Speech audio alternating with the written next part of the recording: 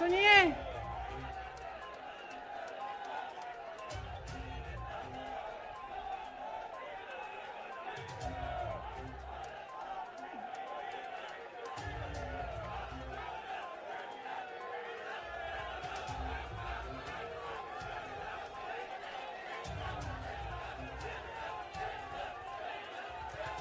अब बोलूं?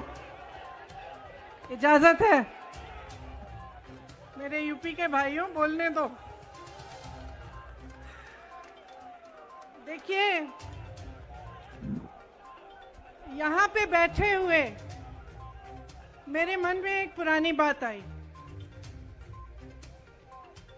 32 साल पुरानी बात है। मई 1991 की बात है।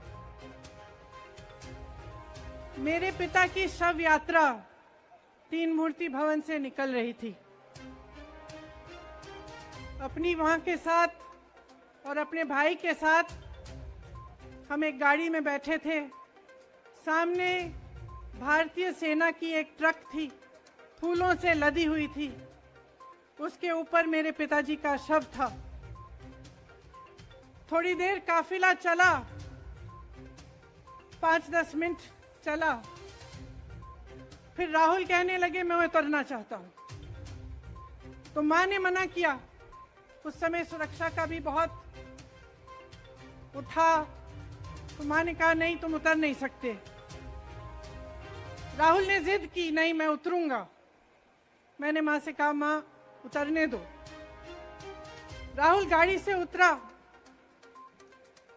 उस सेना की ट्रक के पीछे खड़ा होके चलने लगा और तीन मूर्ति से लेके कड़ी धूप में अपने पिता के जनाजे के पीछे पीछे पैदल चलते चलते चलते चलते यहां पहुंचा। इस जगह से कुछ 400-500 गज दूर यहां पर मेरे शहीद पिता के अंतिम संस्कार मेरे भाई ने किए।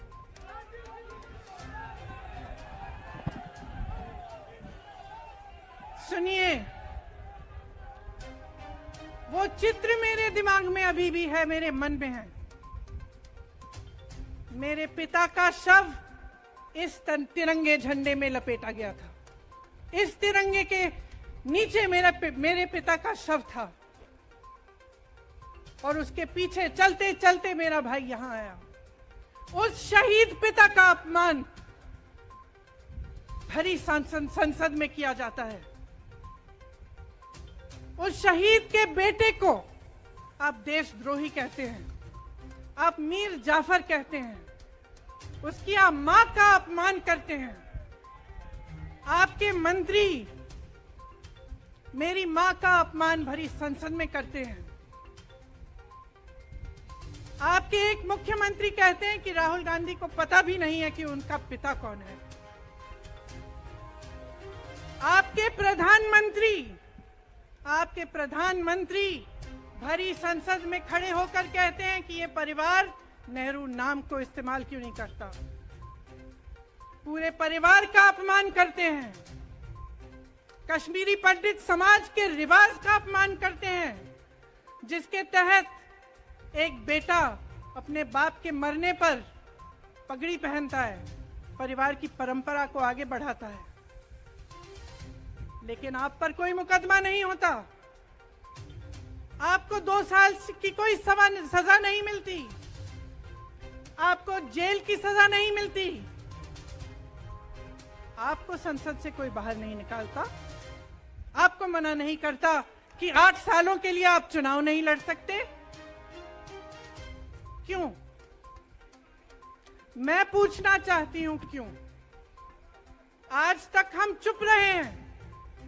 हमारे परिवार का अपमान करते गए। मेरे भाई ने क्या कहा? संसद में वो मोदी जी के पास गए और उनसे गले लगे।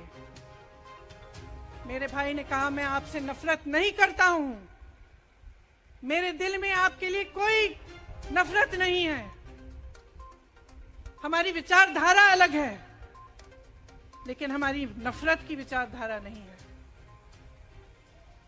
तो मैं पूछना चाहती हूं एक आदमी का कितना अपमान करोगे, कितना अपमान करोगे? क्या यही है इस देश की परंपरा? आप परिवारवादी कहते हैं, तो भगवान राम कौन थे? भगवान राम को वनवास में भेजा गया, उन्होंने अपने परिवार, अपनी धरती के प्रति अपना धर्म निभाया। क्या भगवान राम परिवारवादी थे? क्या पांडव परिवारवादी थे कि वो अपने परिवार की संस्कारों के लिए लड़े? और हमें क्या शर्म आनी चाहिए कि हमारे परिवार के सदस्य शहीद हुए इस देश के लिए, कि इस झंडे में उनका खून है, इस धरती में उनका खून है, इस देश के लोकतंत्र को मेरे परिवार के खून ने सींचा है। और जो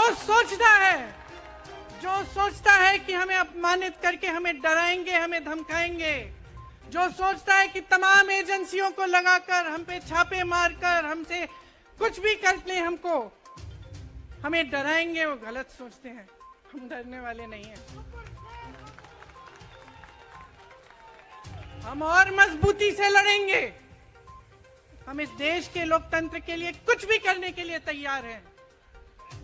इस देश के लोकतंत्र को, इसकी नींव कांग्रेस पार्टी के महान महापुरुषों ने की डाली है। कांग्रेस पार्टी लड़ी इस देश की आजादी के लिए और आज भी इस देश की आजादी के लिए ही लड़ रही है। कभी कभी मैं सोचती हूं, मुझे समझ में नहीं आता कि पब्लिक क्या सोच रही है। क्या देख नहीं रही है क्या हो रहा है? क्या आपको दिख नहीं रहा है कि आपकी सारी संपत्ति लूटी जा रही है, एक आदमी को दी जा रही है, गिने चुने उद्योगपतियों को सब कुछ दिया जा रहा है? किसकी संपत्ति है? ये राहुल गांधी की संपत्ति है, ये आपकी संपत्ति है।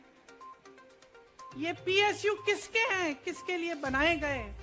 आपके लिए बनाए गए, जो ऐसे एक के बाद एक इनको बेचे जा रहे हैं, दिए जा रहे हैं। इसी से तो आपका रोजगार आता है। छोटे उद्योगों से, छोटे व्यापारियों से आपका रोजगार आता है। किसी बड़े अडानी से नहीं आता। रोजगार नहीं देते, छीनते हैं आपका रोजगार। तो आप समझ क्यों नहीं पा रहे हैं? आप गैस के सिलेंडर के लिए 1000 रुपए दे रहे हैं और यहां आपकी सारी संपत्ति किसी को सौंपी जा रही है। राहुल गांधी जी ने क्या कहा?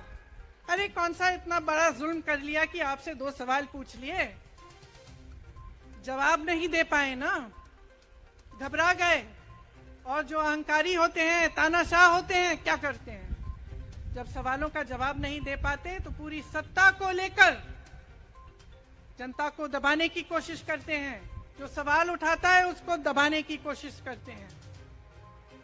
आपने कभी सोचा है, आंखें खोलिए, आपने कभी सोचा है कि ये पूरी सरकार, ये सारे मंत्री, ये सारे सांसद एक आदमी को बचाने की क्यों इतनी कोशिश कर रहे हैं? इस अडानी में है क्या कि इसको आप सारी संपत्ति दे रहे हो देश की? 20 हजारों करोड़ शेल कंपनियों में इनकी हैं और आप इन पे इंक्वायरी नहीं कर सकते। ये अडानी है कौन कि आप सब उनका नाम उठते ही बौखला जाते हैं और उनको बचाने में लग जाते हैं? देखिए, आप इस देश के देशवासी हैं, ये देश आपका है, ये लड़ाई आपकी है। आज तमाम नौजवान बेरोजगार क्यों हैं?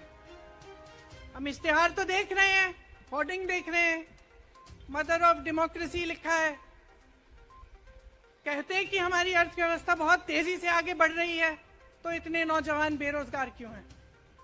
तो जहां जहां हम जाते हैं बेरोजगार नौजवान क्यों दिखते हैं? इतनी महंगाई क्यों है?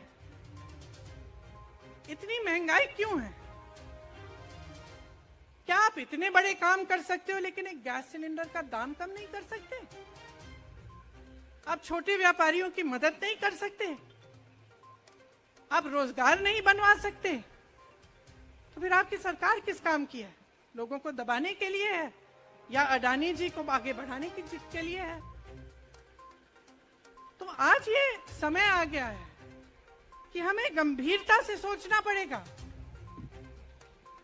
ये सरकार पूरी कोशिश करती है कि आपका ध्यान भटकाया जाए। अब आप सोचिए, कन्याकुमारी से कश्मीर तक एक आदमी चला, उसके साथ लाखों लोग चले। क्या पैगाम लेके चला? किस लिए चला? उसके दिल में क्या भावना थी कि लाखों लोग देश भर से उससे जुड़ के चले? समता, एकता की भावना थी।